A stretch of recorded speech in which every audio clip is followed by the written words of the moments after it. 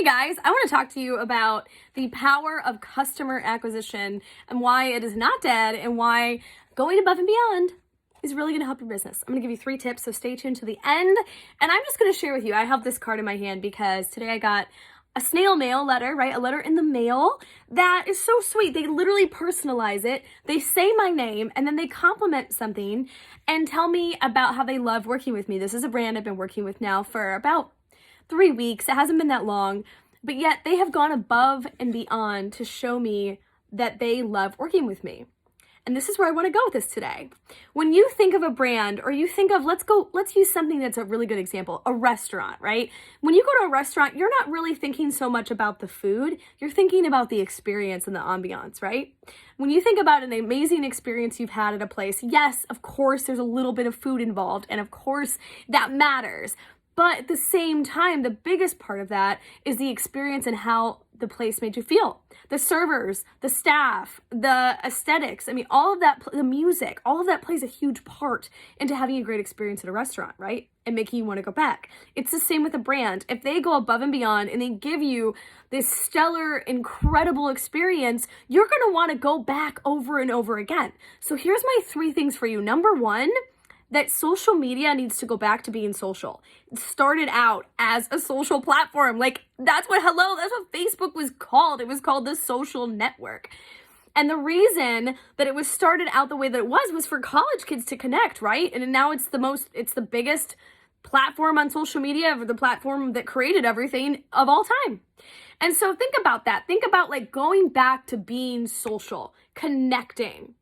I make a point of connecting with everybody that follows me. Of course, I usually can tell if it's a bot or Forex trading or something, but if it's a real person, I make a point to connect with them. And I don't personally use a bot back because I don't like that. I know when people are sending the bot to me, and yes, it's a time saver. And yes, if you're big enough, I can understand how you'd want to do that, but it's so impersonal. And we need to go back to that connection, which is my second point. Number 2, connection is currency. Cha-ching! Let's have those money signs going everywhere. Connection is currency. Why is connection currency?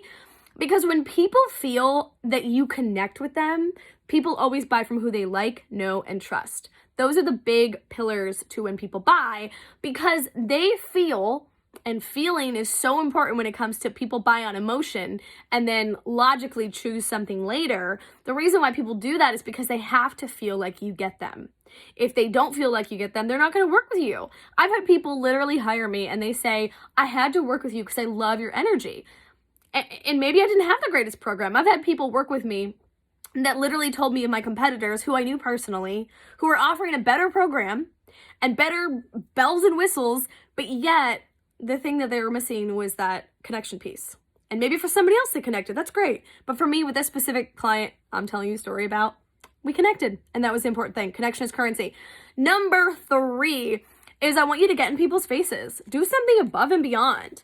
When I was acting, something that was really big for me that a lot of my agents or companies would tell me to do would go to the casting director, go to the agent specifically I was working with in that department and send them a message. I would email them, if I would look and take note of when their birthday was, or if they had kids. If they had kids, I made a point to say, hey, every few months, how are your kids doing? How's life? How's business? And I tried to stay more away from business. I tried to stay more with something personal, even if I didn't know their kids' names, I'd still say, how are your kids doing? Or if it's Thanksgiving or a holiday, hey, happy Thanksgiving. Those are ways that you can have such a personal touch with people. And I will tell you that when I did that, 9 times out of 10, if not 10 out of 10, these agents would get back to me and they loved it. And they would say, thank you so much. Wow. I just sent a message literally yesterday to a brand and a company I work with. And I just said, I hope you're having a great weekend. And I just want to tell you that I love what you guys do. And I love that you put such effort and such joy into the business. And they were like, this is the sweetest message I've received all year.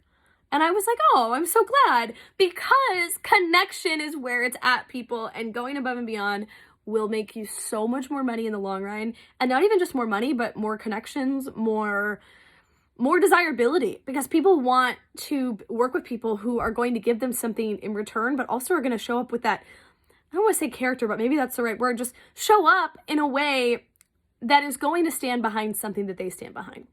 So anyway, those are my tips. I hope you have a great day. And I want to share with you just one quick last thing.